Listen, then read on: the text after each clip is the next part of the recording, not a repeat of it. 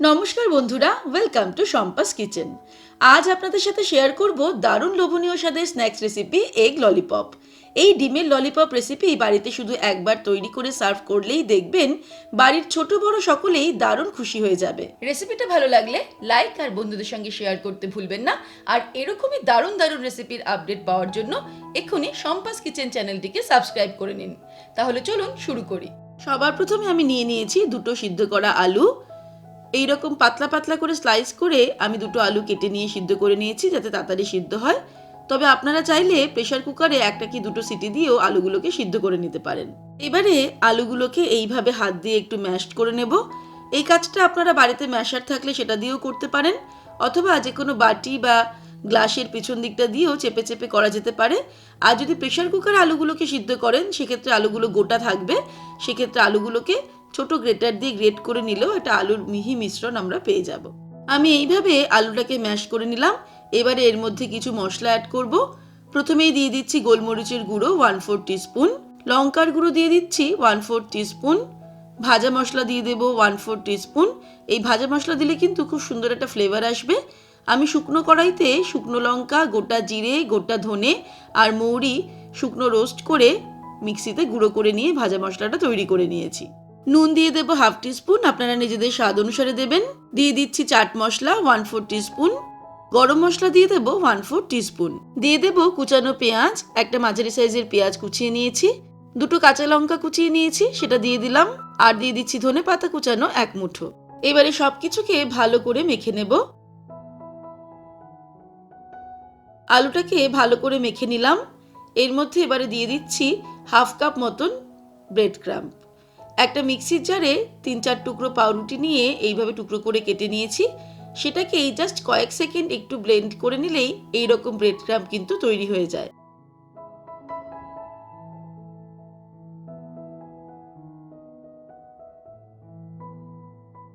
আরও 1/2 কাপ মতন আমি ব্রেড ক্রাম্ব দিয়ে দিলাম।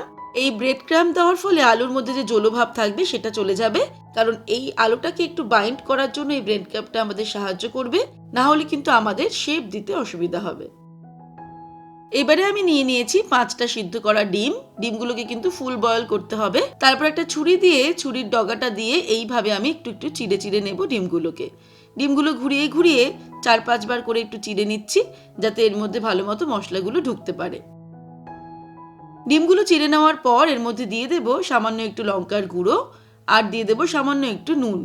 নুন আর লঙ্কার গুঁড়োটা ডিমের মধ্যে মাখিয়ে নেব এইভাবে। তারপরে নিয়ে নিয়েছি একটা আইসক্রিম স্টিক। আইসক্রিম স্টিকটাকে এইভাবে ডিমের নিচ দিয়ে একটুখানি গেঁথে দেব। ডিমের নিচের দিকে মোটা অংশটা দিয়ে আইসক্রিম স্টিকটা ঢোকাবো, আর ওপরে সরু অংশটা ওপর দিকে থাকবে।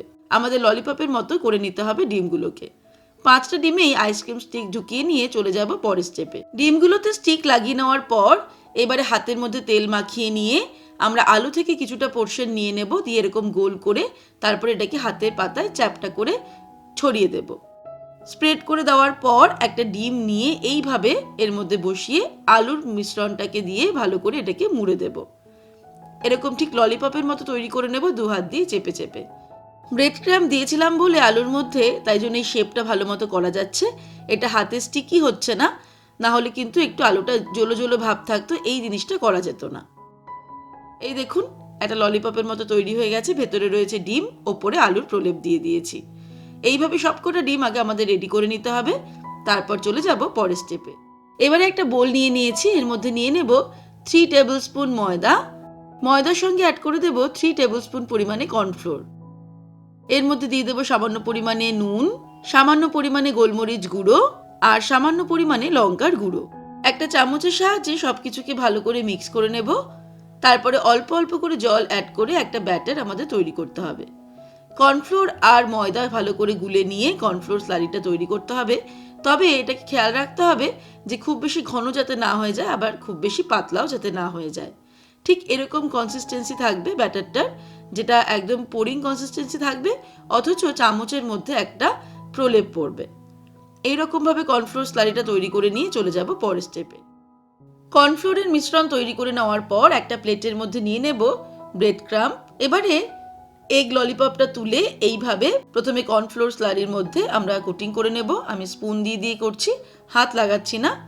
কোটিং করে নেওয়ার পর তারপর আমরা এখান থেকে তুলে নিয়ে চলে যাব ব্রেড ক্র্যাম্পের মধ্যে, আর সেখানেও সাবধানে এটাকে ব্রেড ক্র্যাম্প দিয়ে কোটিং করে নেব। দেখতেও যেমন সুন্দর লাগবে, খেতেও কিন্তু এটা দারুণ টেস্টি হবে। এইভাবে প্রথমে কোটিং করে নিয়ে তারপরে চারিদিকটাতে ঘুরিয়ে ঘুরিয়ে ভালো করে আমি হাত দিয়ে শেপটা করে নিচ্ছি। আর যেখানে এখানে ফাঁকা থাকবে সেখানেও ব্রেড ক্রাম্ব দিয়ে দিলাম, আর হাত দিয়ে ঘুরিয়ে ঘুরিয়ে এইভাবে সুন্দর করে শেপ করে নিলাম। এইভাবে সবকটা ডিম রেডি করে নেব, তারপর চলে যাব পরের স্টেপে। এবারে একটা প্যানে রিফাইন্ড অয়েল গরম করে নেব। তেলটা গরম হয়েছে কিনা দেখার জন্য সামান্য একটু শুকনো ব্রেড ক্রাম্ব ছড়িয়ে দিয়ে দেখে নেব। হ্যাঁ, তেলটা কিন্তু গরম হয়ে গেছে। এবারে আমরা এর মধ্যে এগ ললিপপগুলোকে ফ্রাই করে নেব। খুব সাবধানে এগ ললিপপটাকে গরম তেলের মধ্যে ছেড়ে দেব। তারপরে মিডিয়াম টু হাই ফ্লেমে উল্টে পাল্টে এগুলোকে আমাদের ভাজতে হবে।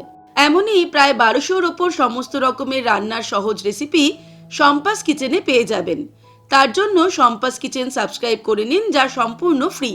সাথে বেল আইকনটা ক্লিক করে অল নোটিফিকেশন অন করে নেবেন, তাহলে আমার সমস্ত নতুন রেসিপি শেয়ার করার সঙ্গে সঙ্গে তার নোটিফিকেশন আপনাদের কাছে পৌঁছে যাবে। এই দেখুন, খুব সুন্দর একটা গোল্ডেন ব্রাউন কালার চলে আসছে এগ ললিপপগুলোতে।